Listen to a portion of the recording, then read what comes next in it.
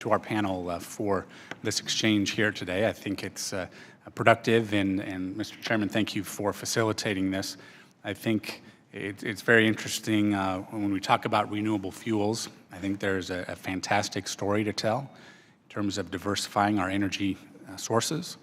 I think in terms of newer technologies that are always more efficient than older technologies.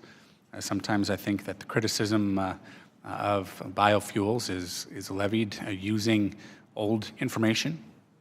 Actually, information from a time when biofuels enjoyed a lot more political support than it might today.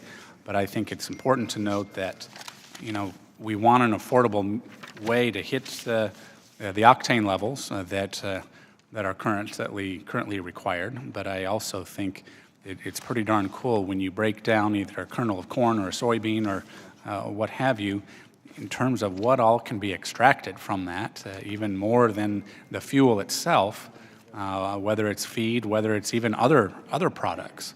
Mr. Meyer, could you elaborate a bit more? You touched on it before in terms of feed and to livestock, but can you break down even further the added value that the processing can facilitate, or the various products that can result as well?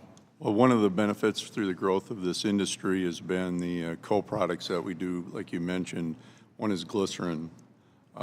Many years we've had a lot of imported glycerin come into the United States, and now with our production here in the United States, we were able to supply that product, and it's further refined, and it's in the healthcare and number of different products. It may be in the radiator in your car.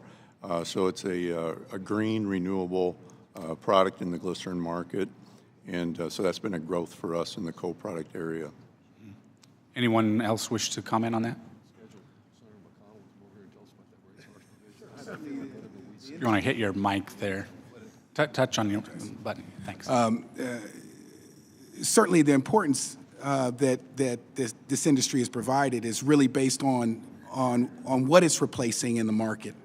Our fuel system requires oxygen, an oxygenator, in order so that we have a clean burn out the carburetor.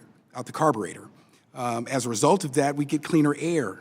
In addition to that, oil and gas manufacturers need octane in order for these engines to run efficiently. So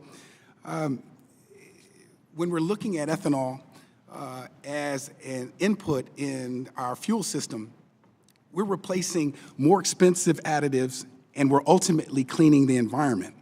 So the value of ethanol not only exists from the growth that it provides to the value add from the farming community, but also to the consumer. And just to go back to another particular issue, the issue of cost. As an octane enhancer, as an oxygenate, ethanol is generally run 60 cents to $1 cheaper than all other alternatives. So to the question or to the comment that it drives up cost for consumers, that's not entirely true. In fact, ethanol and higher ethanol blends are providing savings to consumers. And this is being done without the help of tax incentives for the traditional grain-based conventional part of the industry. But the real issue that we're talking about here is the second generation, the emerging technologies that are existing out there that need some sort of treatment and some sort of help in order to thank you. The develop. Time has expired, but I think also my E15 bill to allow the sale of E15 year-round would be a great way to go forward to it as well. Thank you. Thank you, Mr. Kelly.